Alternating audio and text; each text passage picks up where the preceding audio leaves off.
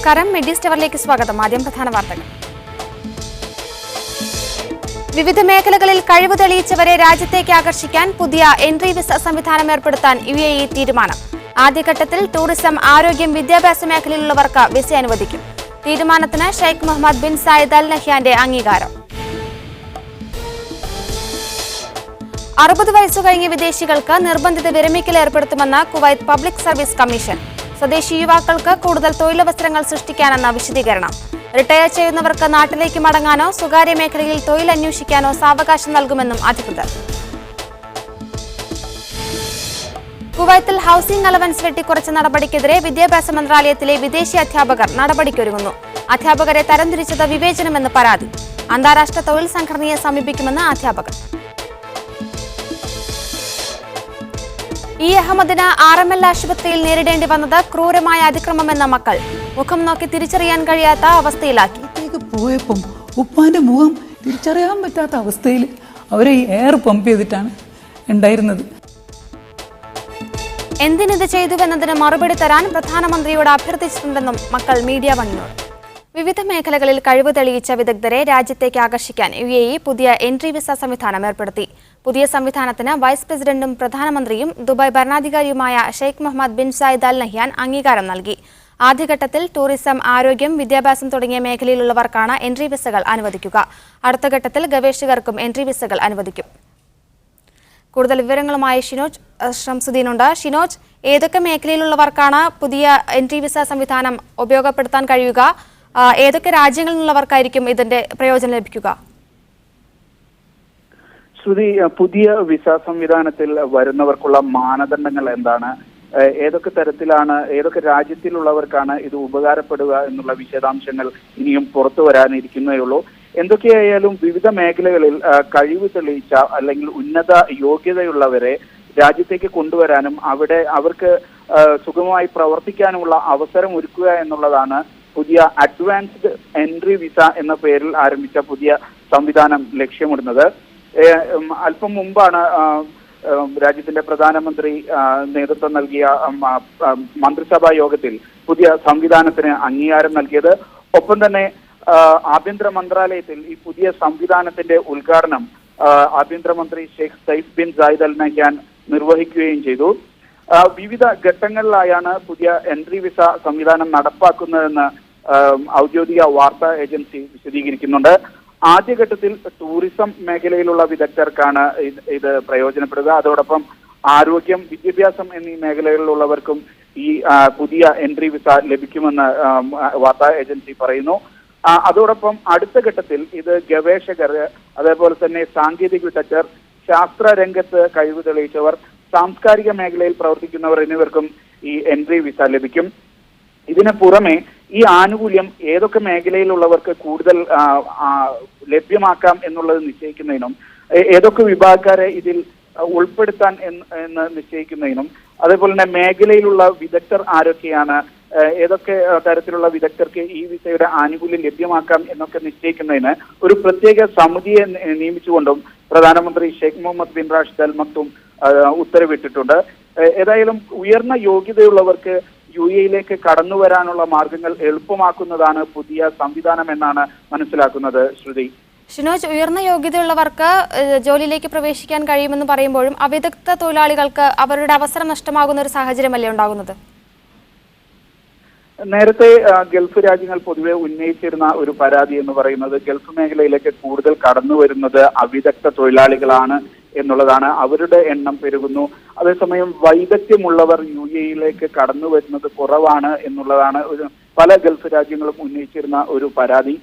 ഇത് മനസ്സിലാക്കിയിടത്തോളം വിദഗ്ധർക്ക് അധികം നടപടിക്രമങ്ങൾ ഇല്ലാതെ തന്നെ UAE എത്തുകയും, ഉദാഹരണത്തിന് ഒരു സ്പെഷ്യലിസ്റ്റ് ഡോക്ടർക്ക് പ്രത്യേക സാഹചര്യത്തിൽ UAE കടന്നു വരണം എന്നുണ്ടെങ്കിൽ അതിന്റെ നടപടിക്രമങ്ങൾ എളുപ്പമാക്കുക എന്നുള്ളതാണ് ഈ സംവിധാനത്തിന്റെ ലക്ഷ്യമെന്നാണ് ഇതുവരെ പുറത്തു വന്ന വിവരങ്ങളിൽ നിന്ന് മനസ്സിലാകുന്നത്. ശ്രുതി, വിവിധ മേഖലകളിൽ കഴിവ് തെളിയിച്ച വിദഗ്ധരെ രാജ്യത്തേക്ക് ആകർഷിക്കാൻ UAE പുതിയ എൻട്രി വിസ സംവിധാനം ഏർപ്പെടുത്തിയിരിക്കുന്നു. ആദ്യഘട്ടത്തിൽ ടൂറിസം, ആരോഗ്യം, വിദ്യാഭ്യാസം തുടങ്ങിയ മേഖലയിലുള്ളവർക്കാണ് എൻട്രി വിസകൾ അനുവദിക്കുക. വിവരങ്ങൾ നൽകുകയായിരുന്നു ഷിനോജ് ഷംസുദ്ദീൻ. 60 വയസ്സ് കഴിഞ്ഞ വിദേശികൾക്ക് നിർബന്ധിത റിട്ടയർമെന്റ് ഏർപ്പെടുത്താൻ കുവൈത്ത് പബ്ലിക് സർവീസ് കമ്മീഷൻ നീക്കം തുടങ്ങി. സർക്കാർ ജോലിക്ക് അപേക്ഷ നൽകി കാത്തിരിക്കുന്ന സ്വദേശി യുവാക്കൾക്ക് തൊഴിലവസരങ്ങൾ സൃഷ്ടിക്കുന്നതിനായാണ് 60 കഴിഞ്ഞ വിദേശികളെ പിരിച്ചുവിടാൻ ഒരുങ്ങുന്നത്. 20,000-ഓളം സ്വദേശി യുവാക്കളാണ് സർക്കാർ ജോലി ലഭിക്കാൻ സിവിൽ സർവീസ് കമ്മീഷനിൽ അപേക്ഷ സമർപ്പിച്ച് കാത്തിരിക്കുന്നത്. നിലവിലെ സാഹചര്യത്തിൽ ഇത്രയും പേർക്ക് ജോലി നൽകണമെങ്കിൽ കൂടുതൽ തൊഴിലവസരങ്ങൾ കണ്ടെത്തേണ്ടതുണ്ട്. ഒഴിവുവരുന്ന തസ്തികകളിൽ വിദേശികളെ പുതുതായി നിയമിക്കേണ്ടതില്ലെന്ന് പല സർക്കാർ ഡിപ്പാർട്ട്മെന്റുകൾക്കും സിവിൽ സർവീസ് കമ്മീഷൻ നേരത്തെ നിർദ്ദേശം നൽകിയിരുന്നു.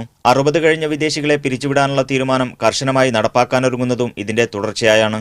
വിദേശികൾക്ക് നിർബന്ധിത റിട്ടയർമെന്റ് പദ്ധതി നടപ്പാക്കുന്നതിലൂടെ തൊഴിൽരഹിതരായ ആയിരക്കണക്കിന് സ്വദേശി ചെറുപ്പക്കാർക്ക് സർക്കാർ മേഖലയിൽ തൊഴിൽ നൽകാൻ സാധിക്കുമെന്നാണ് അധികൃതരുടെ കണക്കുകൂട്ടൽ. തുടക്കത്തിൽ അസിസ്റ്റന്റ് തസ്തികയിലുള്ളവരെ പിരിച്ചുവിടുകയെന്നതാണ് കമ്മീഷൻ തീരുമാനം. പദ്ധതിയിൽ നിന്ന് ഏതെങ്കിലും രാജ്യക്കാരെ ഒഴിച്ചു നിർത്തുകയോ ആർക്കെങ്കിലും ഇളവ് നൽകുകയോ ചെയ്യേണ്ടതില്ലെന്നും കുവൈത്ത് പൗരന്മാരല്ലാത്ത എല്ലാവർക്കും നിർബന്ധിത റിട്ടയർമെന്റ് ബാധകമാക്കാനുമാണ് തീരുമാനമെന്ന് സിവിൽ സർവീസ് കമ്മീഷൻ വൃത്തങ്ങൾ അറിയിച്ചു. റിട്ടയർ ചെയ്യുന്നവർക്ക് നാട്ടിലേക്ക് മടങ്ങാനോ സ്വകാര്യ മേഖലയിൽ അനുയോജ്യമായ തൊഴിലന്വേഷിക്കാനോ സാവകാശം നൽകുമെന്നും അധികൃതർ കൂട്ടിച്ചേർത്തു. Media 1 Kuwait City. Housing allowance വെട്ടിക്കുറച്ച നടപടിക്കെതിരെ കുവൈത്ത് വിദ്യാഭ്യാസ മന്ത്രാലയത്തിലെ വിദേശി അധ്യാപകർ അന്താരാഷ്ട്ര തൊഴിൽ സംഘടനയെ സമീപിക്കാൻ ഒരുങ്ങുന്നതായി റിപ്പോർട്ട്. അനുകൂലമായ കോടതി വിധിയുണ്ടായിട്ടും ആനുകൂല്യം പുനഃസ്ഥാപിക്കാൻ അധികൃതർ തയ്യാറാകുന്നില്ലെന്ന് ആരോപിച്ചാണ് പരാതി അന്താരാഷ്ട്ര വേദികളിലെത്തിക്കാൻ അധ്യാപകർ നീക്കം നടത്തുന്നത്. അധ്യാപകരെ സ്വദേശികളെന്നും വിദേശികളെന്നും തരംതിരിക്കുകയും ഒരു വിഭാഗത്തിന് ആനുകൂല്യങ്ങൾ നിഷേധിക്കുകയും ചെയ്യുന്ന നടപടി വിവേചനപരമാണെന്നാണ് ഒരു വിഭാഗം അധ്യാപകരുടെ പരാതി. ആനുകൂല്യം വെട്ടിക്കുറച്ച സിവിൽ സർവീസ് കമ്മീഷൻ തീരുമാനത്തെ ചോദ്യം ചെയ്ത് അധ്യാപകർ സമർപ്പിച്ച പരാതികളിൽ അനുകൂല വിധിയുണ്ടായിട്ടും വിദ്യാഭ്യാസ മന്ത്രാലയവും മറ്റു സർക്കാർ ഡിപ്പാർട്ട്മെന്റുകളും മെല്ലെപ്പോക്ക് നയം സ്വീകരിക്കുന്നതായും അധ്യാപകർ ആരോപിക്കുന്നു. വിദേശ അധ്യാപകരുടെ താമസ അലവൻസ് വെട്ടിക്കുറച്ച നടപടി പുനഃപരിശോധിക്കുമെന്ന വിദ്യാഭ്യാസ മന്ത്രാലയത്തിന്റെ പ്രതികരണം പ്രതീക്ഷ നൽകിയിരുന്നെങ്കിലും ഇതുവരെ നടപടികളൊന്നും സ്വീകരിച്ചിട്ടില്ലെന്നാണ് വിദേശി അധ്യാപകരുടെ പക്ഷം. ഈ സാഹചര്യത്തിലാണ് വിഷയം ഇന്റർനാഷണൽ ലേബർ ഓർഗനൈസേഷൻ പോലുള്ള അന്താരാഷ്ട്ര വേദികളിലെത്തിക്കാൻ അധ്യാപകർ നീക്കം തുടങ്ങിയത്. ചെലവ് കുറക്കൽ നടപടികളുടെ ഭാഗമായി കഴിഞ്ഞ ഒക്ടോബറിലാണ് വിദേശ അധ്യാപകരുടെ താമസ അലവൻസ് 150 ദിനാറിൽ നിന്ന് 60 ദിനാറായി വെട്ടിക്കുറക്കാൻ സിവിൽ സർവീസ് കമ്മീഷൻ ഉത്തരവിട്ടത്. അധ്യാപകരെ സാരമായി ബാധിക്കാത്ത തരത്തിൽ അലവൻസ് പുനഃപരിശോധിക്കുന്ന കാര്യത്തിൽ കമ്മീഷനുമായി ചർച്ച നടത്തുമെന്ന് വിദ്യാഭ്യാസ മന്ത്രി ഡോക്ടർ മുഹമ്മദ് അൽ ഫാരിസ് ഈയിടെ പ്രസ്താവിച്ചിരുന്നു. പ്രശ്നത്തെ മാനുഷിക പരിഗണനയോടെയാണ് മന്ത്രാലയം എടുത്തിരിക്കുന്നതെന്നും സ്വദേശി വിദേശി എന്ന വ്യത്യാസം കൽപ്പിക്കാതെ ന്യായമായ അവകാശങ്ങൾ വകവെച്ചു കൊടുക്കുന്ന നയമായിരിക്കും സർക്കാരിൻ്റെതെന്നുമായിരുന്നു മന്ത്രി പറഞ്ഞത്. Media 1 Kuwait city. സൗദി അറേബ്യയിലെ റിയാദ് പ്രവിശ്യയിൽ പുതിയ 2 വിമാനത്താവളങ്ങൾ നിർമ്മിക്കാൻ അനുമതി നൽകിയതായി governor Amir Faisal bin Bandar അറിയിച്ചു. മേഖലയുടെ വടക്ക് തെക്ക് പ്രദേശങ്ങളുടെ വികസനത്തിന് പുതിയ വിമാനത്താവളങ്ങൾ വഴിയൊരുക്കും. റിയാദിന്റെ വടക്ക് തെക്ക് പ്രദേശങ്ങളിലാണ് പുതിയ ആഭ്യന്തര വിമാനത്താവളങ്ങൾ നിർമ്മിക്കാൻ അനുമതി നൽകിയത്. പുതിയ വ്യാവസായിക നഗരങ്ങൾ സ്ഥാപിക്കുന്ന പ്രദേശങ്ങളോട് ചേർന്നാണ് പുതിയ വിമാനത്താവളങ്ങൾ നിർമ്മിക്കുക. റിയാദിന്റെ വടക്ക് ഭാഗത്തുള്ള സുദൈർ വ്യാവസായിക നഗരത്തിന്റെ വികസനം ലക്ഷ്യമാക്കി നിർമ്മിക്കുന്ന വിമാനത്താവളത്തെ പുതുതായി നിലവിൽ വന്ന മരുപ്പാലം റെയിൽവേയുമായി ബന്ധിപ്പിക്കും. മജ്മ, സുൽഫി, അൽഖ തുടങ്ങിയ നഗരങ്ങൾക്ക് ഈ വിമാനത്താവളം ഉപകാരപ്രദമാകും. റിയാദ് കിങ് ഖാലിദ് അന്താരാഷ്ട്ര വിമാനത്താവളത്തിന്റെയും അൽ ഖസീം വിമാനത്താവളത്തിന്റെയും മധ്യത്തിൽ നിലവിൽ വരുന്ന പുതിയ വിമാനത്താവളം ഇവിടങ്ങളിലേക്ക് തിരക്ക് കുറയ്ക്കാനും കാരണമാവും. മേഖലയുടെ തെക്ക് ഭാഗത്തുള്ള അൽ Kharj, Hotat ബനീൻ Tamim, Laila Aflaj, അൽ ഹരീഖ് എന്നീ നഗരങ്ങളുടെ വികസനം ലക്ഷ്യമാക്കിയാണ് മറ്റൊരു വിമാനത്താവളം നിർമ്മിക്കുക. ഹോത്ത ബനീൻ തമീമിലാണ് ഇതിനായി സ്ഥലം കണ്ടെത്തിയത്. റിയാദ് ദമാം റെയിൽവേയെ ഈ വിമാനത്താവളവുമായി ബന്ധിപ്പിക്കും. വിഷൻ 2030 ഭാഗമായി രാജ്യത്തിന്റെ എല്ലാ മേഖലയിലും പ്രകടമാവുന്ന വളർച്ചയുടെയും വികസനത്തിന്റെയും ഭാഗമായാണ് പുതിയ വിമാനത്താവളങ്ങൾ പണിയുന്നതെന്ന് ഗവർണർ പറഞ്ഞു. Azhar Pulliyil, media 1 Riyadh. ബഹ്റൈനിൽ തലസ്ഥാന നഗരിക്കടുത്ത് ബോംബ് സ്ഫോടനം. ഇന്ന് പുലർച്ചെ നടന്ന സ്ഫോടനത്തിൽ ആളപായമില്ല. സംഭവത്തിൽ ചില വാഹനങ്ങൾക്ക് കേടുപാടുകൾ പറ്റിയിട്ടുണ്ട്. രാജ്യത്തെ അസ്ഥിരപ്പെടുത്താൻ ശ്രമിക്കുന്ന ഭീകരരാണ് സ്ഫോടനത്തിന് പിന്നിലെന്ന് ആഭ്യന്തര മന്ത്രാലയം വ്യക്തമാക്കി. സംഭവത്തെക്കുറിച്ച് അന്വേഷണം ആരംഭിച്ചിട്ടുണ്ട്. സർക്കാരിനെതിരെയുള്ള പ്രക്ഷോഭങ്ങൾ നടക്കുന്ന രാജ്യത്ത് ഈയിടെ ഒരു പോലീസുകാരൻ വെടിയേറ്റ് മരിച്ചിരുന്നു. ഇ അഹമ്മദിന് ഡൽഹി RML ആശുപത്രിയിൽ നേരിടേണ്ടി വന്നത് ക്രൂരമായ അതിക്രമമെന്ന് മക്കൾ. മുഖം നോക്കി തിരിച്ചറിയാൻ കഴിയാത്ത അവസ്ഥയിലാണ് ഉപ്പയെ തങ്ങൾക്ക് കാണാനായത്. ഇത് എന്തിനു ചെയ്തുവെന്നതിന് മറുപടി തരണമെന്ന് പ്രധാനമന്ത്രിയോടും ആവശ്യപ്പെട്ടിട്ടുണ്ടെന്നും മക്കൾ മീഡിയ 1 പറഞ്ഞു. നീതിക്കുവേണ്ടി എന്നും ശബ്ദമുയർത്തിയ തങ്ങളുടെ പിതാവിന് RML ആശുപത്രിയിൽ നിന്നും നേരിടേണ്ടി വന്നത് കടുത്ത നീതികേടാണെന്നാണ് ഇ അഹമ്മദിന്റെ മക്കളായ നസീർ അഹമ്മദ്, റഹീസ് അഹമ്മദ്, ഡോക്ടർ ഫൗസിയ എന്നിവരുടെ കുറ്റപ്പെടുത്തൽ. ക്രൂരമായ അതിക്രമമാണ് പിതാവിനോട് നടത്തിയത്. ഒരു അസോൾട്ട് ഞങ്ങളുടെ ഫാദറിന്റെ മുകളിൽ ഡോക്ടർമാരുടെ അസോൾട്ട് നടക്കാൻ ഒരു രോഗിയോടും ചെയ്യാൻ പാടില്ലാത്തതാണ് ആശുപത്രി അധികൃതർ കാട്ടിയത്. ഉപ്പാനെ അവരൊരു ചെസ്റ്റ് കംപ്രഷൻ ഡിവൈസ് ഉണ്ട്, അതിലിട്ടിരിക്കുകയാണെന്ന്. ആ മെഷീനിൽ സാധാരണ ഇടാൻ പറ്റുന്നത് ഒരു 15 മിനിറ്റ്സ്. എൻ്റെ ഫാദറിന് 10 മണിക്കൂറോളം അപ്പത്തേക്ക് അവർ വെച്ചിട്ടുണ്ട്. 2 മണിയായപ്പോൾ അവർ പറഞ്ഞു ഓക്കെ അടുത്ത ബന്ധുക്കൾ നമ്മൾ വിളിക്കാം. അകത്തേക്ക് പോയപ്പം ഉപ്പാന്റെ മുഖം തിരിച്ചറിയാൻ പറ്റാത്ത അവസ്ഥയിൽ അവരെ ഈ എയർ പമ്പ് ചെയ്തിട്ടാണ് ഉണ്ടായിരുന്നത്. രാജ്യത്തെ മുഴുവൻ ആരോഗ്യ വിദഗ്ധരും തലകുനിക്കേണ്ട സാഹചര്യമാണ് ഇതെന്നും മക്കൾ പറഞ്ഞു. ഇക്കാര്യത്തിൽ വിശദീകരണം വേണം. പ്രധാനമന്ത്രിയോടും നടപടി വേണമെന്ന ആവശ്യം ഉന്നയിച്ചിട്ടുണ്ട്. പ്രധാനമന്ത്രി എൻ്റെ അടുത്ത് വന്ന് കണ്ടോളൻസസ് പറഞ്ഞു. ഞാൻ ചോദിച്ചു, എനിക്ക് ഒരു കംപ്ലൈൻ്റ് ഉണ്ട്.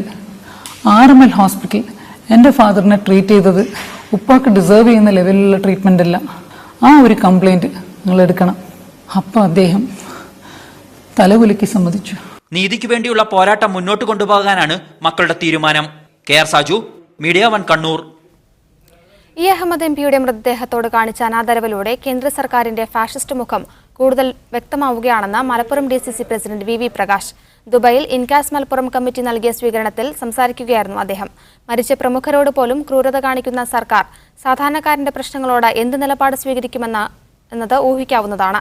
ജനാധിപത്യ വിശ്വാസികൾ ഇതിനെ ഒന്നിച്ച് നേരിടണമെന്ന് പ്രകാശ് പറഞ്ഞു. AP ഹക്കീം യോഗത്തിൽ അധ്യക്ഷത വഹിച്ചു. മഹാദേവൻ വാഴശ്ശേരി ഉദ്ഘാടനം ചെയ്തു. പുന്നയ്ക്കൻ മുഹമ്മദ് അലി, ഖത്തർ ഇൻകാസ് പ്രസിഡന്റ് ഹൈദർ തുടങ്ങിയവർ സംസാരിച്ചു. KMCC Jeddah central committee E Ahammed അനുസ്മരണ സമ്മേളനം സംഘടിപ്പിച്ചു. കോൺഗ്രസ് നേതാവ് VT ബൽറാം MLA അനുസ്മരണ പ്രഭാഷണം നടത്തി. ഇന്ത്യൻ ജനാധിപത്യത്തിന്റെയും മതേതരത്വത്തിന്റെയും അന്തസ്സ് കാത്തുസൂക്ഷിച്ച നേതാവായിരുന്നു ഇ അഹമ്മദ് എന്ന് അദ്ദേഹം പറഞ്ഞു. ഐക്യരാഷ്ട്രസഭയിലും ലോകരാജ്യങ്ങൾക്കിടയിലും ഇന്ത്യയുടെ യശസ് വർദ്ധിപ്പിച്ച ഇ അഹമ്മദിന്റെ അന്ത്യനിമിഷങ്ങളിൽ കേന്ദ്ര സർക്കാർ കാണിച്ചത് വലിയ ക്രൂരതയാണെന്നും VT ബൽറാം കുറ്റപ്പെടുത്തി. KMCC national committee president KP Muhammad Kutty ഉദ്ഘാടനം ചെയ്തു. അഹമ്മദ് പാളയാട്ട അധ്യക്ഷത വഹിച്ചു. വിവിധ സംഘടനാ പ്രതിനിധികൾ സംസാരിച്ചു. അബൂബക്കർ അരിമ്പ്ര സ്വാഗതവും CK ഷാക്കിർ നന്ദിയും പറഞ്ഞു. സൗദിയുടെ സാംസ്കാരിക ആഘോഷമായ ജനാദ്രിയ ഫെസ്റ്റിവലിന്റെ ഭാഗമായി സൗദി എയർലൈൻസ് ടിക്കറ്റ് നിരക്കിളവ് പ്രഖ്യാപിച്ചു. ആഭ്യന്തര റൂട്ടിലും എല്ലാ അറബ് രാജ്യങ്ങളിൽ നിന്ന് റിയാദിലേക്കും തിരിച്ചും നിരക്കിളവ് ബാധകമാണ്. ആഭ്യന്തര റൂട്ടിൽ 23 വിമാനത്താവളങ്ങളിൽ നിന്നും 6 GCC രാജ്യങ്ങൾക്ക് പുറമെ ജോർദാൻ, ലബനാൻ എന്നീ രാജ്യങ്ങളിൽ നിന്നും റിയാദിലേക്കുള്ള നിരക്കിലാണ് ഇളവ് പ്രഖ്യാപിച്ചിട്ടുള്ളത്. ഫെബ്രുവരി 18-നുള്ളിൽ യാത്ര ചെയ്യുന്നവർക്കാണ് ഇളവ് ലഭിക്കുക. ഈ മാസം 14 വരെയാണ് ടിക്കറ്റ് ബുക്ക് ചെയ്യാനുള്ള അവസരം. കരിപ്പൂർ വിമാനത്താവളത്തിനെതിരായ അവഗണനയിൽ പ്രതിഷേധിച്ച് മലബാർ ഡെവലപ്മെന്റ് ഫോറം പ്രക്ഷോഭത്തിനൊരുങ്ങുന്നു. ചരിത്രകാരൻ ഡോക്ടർ MGS നാരായണന്റെ നേതൃത്വത്തിൽ ബഹുജന പ്രക്ഷോഭം നടത്താനാണ് തീരുമാനം. കോഴിക്കോട് നടന്ന സമരസംഗമത്തിൽ സമരപത്രിക MGSന് കൈമാറി. കേന്ദ്ര സംസ്ഥാന സർക്കാരുകളും ഉദ്യോഗസ്ഥരും കരിപ്പൂർ എയർപോർട്ടിനെ അവഗണിക്കുന്നുവെന്നാരോപിച്ചാണ് പ്രക്ഷോഭം നടത്താൻ മലബാർ ഡെവലപ്മെന്റ് ഫോറം തീരുമാനിച്ചത്. വിവിധ സംഘടനകളെ ഒരുമിപ്പിച്ചുകൊണ്ട് കാലിക്കറ്റ് എയർപോർട്ട് പ്രൊട്ടക്ഷൻ മൂവ്മെന്റ് എന്ന പേരിൽ വരും ദിവസങ്ങളിൽ വിവിധ പ്രക്ഷോഭ പരിപാടികൾ സംഘടിപ്പിക്കും. താൽക്കാലിക അറ്റകുറ്റപ്പണി നടത്തുന്നുവെന്ന് പറഞ്ഞാണ് കഴിഞ്ഞ തവണ ഹജ്ജ് എംബാർക്കേഷൻ കോഴിക്കോടിന് ലഭിക്കാതിരുന്നത്. അറ്റകുറ്റപ്പണി പൂർത്തിയായ സാഹചര്യത്തിൽ ഈ വർഷത്തെ ഹജ്ജ് എംബാർക്കേഷൻ കോഴിക്കോടിന് അനുവദിക്കണമെന്നാണ് സമരക്കാരുടെ ആവശ്യം. കേന്ദ്രമായിരുന്ന കരിപ്പൂരിന് എന്ത് അയോഗ്യതയാണ് വന്നത്? അറ്റകുറ്റപ്പണികളാണ്, വീതിയില്ല, വലുപ്പമില്ല എന്നൊക്കെയാണ്. അതൊക്കെ പൂർത്തിയാക്കിയെന്ന് പറയുന്നു. എന്നിട്ടും ഈ അനുവാദം കിട്ടാത്തത് വേറെ എന്തോ കൂടാ താല്പര്യമുള്ളവരുണ്ട്. ഹജ്ജ് എംബാർക്കേഷൻ അനുമതിയും വലിയ വിമാനങ്ങൾ ഇറങ്ങാനുള്ള അനുമതിയും ലഭിക്കുന്നില്ലെങ്കിൽ കരിപ്പൂർ വിമാനത്താവളം തകർച്ചയിലേക്ക് നീങ്ങുമെന്നാണ് സമരക്കാർ പറയുന്നത്. സേവ് കാലിക്കറ്റ് എയർപോർട്ട് എന്ന മുദ്രാവാക്യമുയർത്തി പ്രധാനമന്ത്രിക്കും കേന്ദ്രമന്ത്രിക്കും 1 മാസത്തിനുള്ളിൽ 10 ലക്ഷം ഇമെയിൽ അയച്ചുകൊണ്ടാണ് ആദ്യ പ്രതിഷേധം. 3 മാസം നീണ്ടു നിൽക്കുന്ന വിവിധ സമരപരിപാടികൾ സംഘടിപ്പിക്കാനാണ് മലബാർ ഡെവലപ്മെന്റ് ഫോറത്തിന്റെ തീരുമാനം. മീഡിയ 1 കോഴിക്കോട്. കുവൈത്തിൽ സെന്റ് സ്റ്റീഫൻസ് ഇന്ത്യൻ ഓർത്തഡോക്സ് ചർച്ചിന്റെ ആഭിമുഖ്യത്തിൽ ആദ്യ ഫലപ്പെരുന്നാൾ ആഘോഷിച്ചു. അബ്ബാസിയ ഇന്റഗ്രേറ്റഡ് ഇന്ത്യൻ സ്കൂളിൽ നടന്ന പൊതുസമ്മേളനം മലങ്കര ഓർത്തഡോക്സ് സഭ തൃശൂർ ഭദ്രാസനാധിപൻ ഡോക്ടർ യുഹാനോൻ മാർ മിലിത്യോസ് മെത്രാപ്പൊലീത്ത ഉദ്ഘാടനം ചെയ്തു. ദൈവം തന്ന വിഭവങ്ങളിൽ ഒരു ഭാഗം ദൈവത്തിന്റെ തൃപ്തിക്കായി തിരിച്ചു സമർപ്പിക്കുക എന്നതാണ് ആദ്യ ഫലപ്പെരുന്നാളിന്റെ സങ്കല്പമെന്നും ദൈവത്തെയും വിശ്വാസത്തെയും മതങ്ങൾ സ്വകാര്യവൽക്കരിച്ചിരിക്കുന്ന വർത്തമാനകാലത്ത് ഇത്തരം ഒത്തുചേരലുകൾ ജനങ്ങളുടെ ഐക്യത്തിന് കാരണമാകുന്നുവെന്നും ഡോക്ടർ യുഹാനോൻ മാർ മിലിത്തിയോസ് മെത്രാപ്പൊലീത്ത ഉദ്ഘാടന പ്രസംഗത്തിൽ പറഞ്ഞു. ഇടവക വികാരി ഫാദർ സഞ്ജു ജോൺ അധ്യക്ഷനായിരുന്നു. കുട്ടനാട് MLA തോമസ് ചാണ്ടി മുഖ്യപ്രഭാഷണം നടത്തി. ഗർഷോം ഇന്റർനാഷണൽ അവാർഡ് ജേതാവ് മനോജ് മാവേലിക്കരയെ ചടങ്ങിൽ ആദരിച്ചു. National evangelical church of Kuwait administrator KP Koshy, saint Gregorios മഹായിടവക സഹവികാരി ജേക്കബ് തോമസ്, ഓർത്തഡോക്സ് സഭ മാനേജിംഗ് കമ്മിറ്റി അംഗങ്ങളായ ഷാജി അബ്രഹാം, സാബൂട്ടി ജോർജ് തുടങ്ങിയവർ സംസാരിച്ചു. സൺഡേ സ്കൂൾ വിദ്യാർത്ഥികളുടെ കലാപരിപാടികളോടെയാണ് ഹാർവസ്റ്റ് ഫെസ്റ്റിവൽ ആരംഭിച്ചത്. ഉണ്ണിമേനോൻ, രൂപ രേവതി എന്നിവർ നയിച്ച സിംഫണി 2017 എന്ന സംഗീത പരിപാടിയും അരങ്ങേറി. Media 1 Kuwait city. ജിദ്ദയിൽ നിന്നും തിരുവനന്തപുരത്തേക്ക് നേരിട്ട് വിമാന സർവീസ് ആരംഭിക്കാനുള്ള സൗദി എയർലൈൻസ് തീരുമാനത്തെ തിരുവനന്തപുരം സ്വദേശി സംഗമം ജിദ്ദ കമ്മിറ്റി സ്വാഗതം ചെയ്തു. തീരുമാനത്തിൽ സന്തോഷസൂചകമായി ഷറഫിയിൽ TSS പ്രവർത്തകർ പായസ വിതരണം നടത്തി.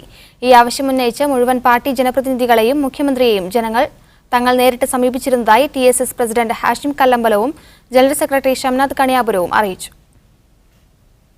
ഫോക്കസ് സൗദി ഘടകം ജുബൈലിൽ സൗജന്യ വൃക്കരോഗ നിർണയ ക്യാമ്പ് സംഘടിപ്പിക്കുന്നു. ഈ മാസം 10 വെള്ളിയാഴ്ച സൺസിറ്റി മെഡിക്കൽ സെന്ററിലാണ് ക്യാമ്പ് നടക്കുന്നതെന്ന് സംഘാടകർ വാർത്താസമ്മേളനത്തിൽ അറിയിച്ചു. രാവിലെ 8:30 ആരംഭിക്കുന്ന ക്യാമ്പ് വൈകിട്ട് 4:30 വരെ തുടരും. വാർത്താസമ്മേളനത്തിൽ ഷബീർ വെള്ളാറത്ത്, സലീം കടലുണ്ടി, റഷീദ് കൈപ്പാക്കിൽ, അജ്മൽ, വിനോദ് കുമാർ, ഡോക്ടർ സയ്യിദ് സജാദ് എന്നിവർ പങ്കെടുത്തു. UAE ആസ്ഥാനമായി പ്രവർത്തിക്കുന്ന ONV ഫൗണ്ടേഷന്റെ അന്തർദേശീയ കവിതാ പുരസ്കാരം തമിഴ് കവി ഡോക്ടർ ചേരൻ രുദ്രമൂർത്തിക്ക് സമ്മാനിക്കും. മികച്ച മലയാള യുവകവിക്കുള്ള പുരസ്കാരം ആര്യഗോപിക്ക് നൽകും. ഫൗണ്ടേഷൻ ഭാരവാഹികൾ വാർത്താസമ്മേളനത്തിലാണ് അവാർഡുകൾ പ്രഖ്യാപിച്ചത്.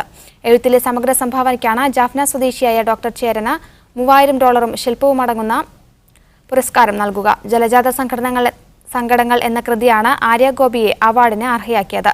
1,00,000 രൂപയാണ് സമ്മാനത്തുക. 17-ന് ദുബായ് കോൺസുലേറ്റിൽ നടക്കുന്ന ഹരിതമാനസം പരിപാടിയിൽ പുരസ്കാരങ്ങൾ വിതരണം ചെയ്യും. C. രാധാകൃഷ്ണൻ ചെയർമാനായ സമിതിയാണ് ജേതാക്കളെ തെരഞ്ഞെടുത്തത്. നവോദയ മദീന അസീസിയ യൂണിറ്റ് കുടുംബവേദി റിയാസ് എറണാകുളം ഉദ്ഘാടനം ചെയ്തു. അൻസാർ അരിമ്പ്ര മുഖ്യപ്രഭാഷണം നടത്തി. ജീവകാരുണ്യ പ്രവർത്തകർക്കുള്ള സർട്ടിഫിക്കറ്റ് വിതരണവും അവാർഡ് ദാനവും ചടങ്ങിൽ നിർവഹിച്ചു. വിവിധ മേഖലകളിലെ മികച്ച പ്രവർത്തനങ്ങൾക്ക് ഹസൻ റൌഫ്, അക്ബർ ചാലിയം, അൽതാഫ് കൂട്ടിലങ്ങാടി എന്നിവർക്ക് പുരസ്കാരങ്ങൾ സമ്മാനിച്ചു. ആതുര സേവന രംഗത്തും ജീവകാരുണ്യ പ്രവർത്തന രംഗത്തും പ്രവർത്തിക്കുന്ന മദീനയിലെ വിവിധ ആശുപത്രികളിൽ നിന്നുള്ള 20ഓളം നഴ്സുമാർക്ക് charity of the year award സമ്മാനിച്ചു. നിസാർ കരുനാഗപ്പള്ളി അധ്യക്ഷത വഹിച്ചു. ജോമൺ തായങ്കരി സ്വാഗതവും സലാം കല്ലായി നന്ദിയും പറഞ്ഞു. വിവിധ കലാപരിപാടികളും അരങ്ങേറി.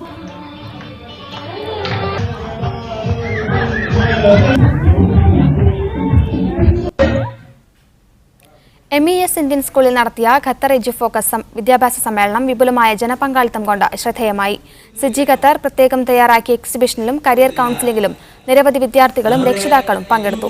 സാങ്കേതിക പരിജ്ഞാനത്തിനപ്പുറം സാമൂഹികമായ തിരിച്ചറിവുകളും കൂടി ചേരുമ്പോൾ മാത്രമേ വിദ്യാഭ്യാസം പൂർണ്ണമാവുകയുള്ളൂവെന്ന് മഹാത്മാഗാന്ധി യൂണിവേഴ്സിറ്റിയിലെ പ്രൊഫസറും centre for cross national communication in South Asia ചെയർമാനുമായ ഡോക്ടർ KM സീതി പറഞ്ഞു. കുട്ടികളുടെ അഭിരുചിക്കനുസരിച്ച് ഏറ്റവും നല്ല വിദ്യാഭ്യാസം നൽകുന്നതിന് രക്ഷിതാക്കൾ ശ്രദ്ധിക്കണമെന്ന് സിജി സംസ്ഥാന general secretary doctor Z A Ashraf പറഞ്ഞു. Focus Qatar CEO Shameer Valiyaveettil അധ്യക്ഷത വഹിച്ചു. Admin manager Askar Rahman, Maroof Arakkinar, program chairman Imtiyaz Anachi എന്നിവരും സംസാരിച്ചു. UAEയിലെ റീജൻസി ഗ്രൂപ്പിന് കീഴിലെ ഗ്രാൻഡ് ഹൈപ്പർ മാർക്കറ്റിന്റെ 42ാമത് ശാഖ ദുബായ് മുഹസിനിയിൽ പ്രവർത്തനം ആരംഭിച്ചു. Mehrab Juba bin Subaih Al Falasi, Shamsudheen bin Mohideen എന്നിവർ ചേർന്ന് ഉദ്ഘാടനം നിർവഹിച്ചു. Regency group director NB Muhammad ഉൾപ്പെടെ ഉള്ള പ്രമുഖർ പങ്കെടുത്തു. 52,000 ചതുരശ്ര അടിയാണ് പുതിയ ശാഖയുടെ വിസ്തൃതി. ഉദ്ഘാടനത്തിന്റെ ഭാഗമായി നിരവധി ഓഫറുകളും പ്രഖ്യാപിച്ചിട്ടുണ്ട്. സൗദിയിൽ വാഹനം വെള്ളക്കെട്ടിലേക്ക് മറിഞ്ഞ് 2 കുട്ടികൾ ഉൾപ്പെടെ 3 പേർ മരിച്ചു. 2 കുഞ്ഞുങ്ങളും ഡ്രൈവറുമാണ് മരിച്ചതെന്ന് സിവിൽ ഡിഫൻസ് അറിയിച്ചു. ഇവർ ഏത് രാജ്യക്കാരാണെന്നുള്ള കാര്യം വ്യക്തമായിട്ടില്ല. റിയാദിലെ കിങ് ഖാലിദ് റോഡിനരികിലുള്ള വെള്ളച്ചാലിലേക്ക് മറിഞ്ഞ വാഹനം പൂർണ്ണമായും മുങ്ങിയിരുന്നുവെന്ന് സിവിൽ ഡിഫൻസ് വ്യക്തമാക്കി. മുങ്ങൽ വിദഗ്ധർ സ്ഥലത്തെത്തി ക്രെയിനിന്റെ സഹായത്തോടെയാണ് വാഹനം പുറത്തെടുത്തത്. മിഡിസ്റ്റവർ പൂർണ്ണമാകുന്നു. കൂടുതൽ വാർത്തകൾക്കും ദൃശ്യങ്ങൾക്കും media1tv.in സന്ദർശിക്കുക. ഇനി സ്പെഷ്യൽ എഡിഷന്റെ പുനഃസംപ്രേഷണം കാണാം.